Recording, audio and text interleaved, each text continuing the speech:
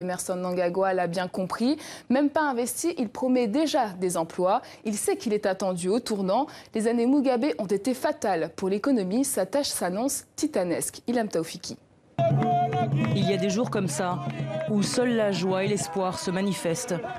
Vendredi, pour la première fois en 37 ans, le Zimbabwe aura un autre président que Robert Mugabe. Alors, pour un jour au moins, certains veulent y croire.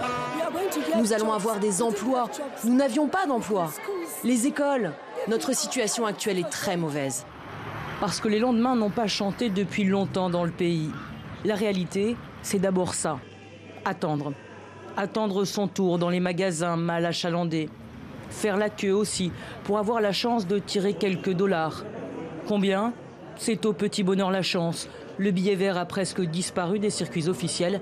Les retraits sont rationnés. Les affaires vont mal et c'est de pire en pire parce que les gens ne peuvent retirer que 50 $ par semaine.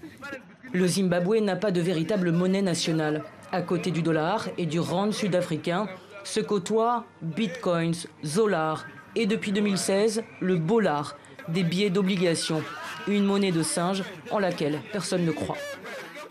C'est un problème de confiance sur les marchés.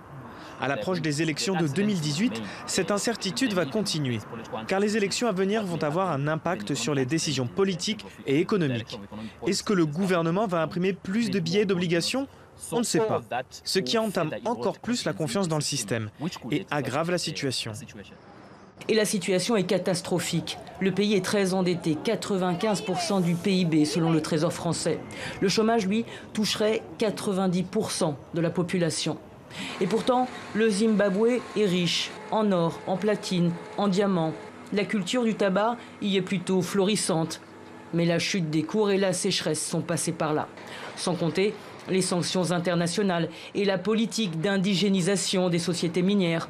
Les investisseurs étrangers désertent. Seuls les Chinois sont encore présents et portent ce qu'il reste de l'économie zimbabwéenne à bout de bras.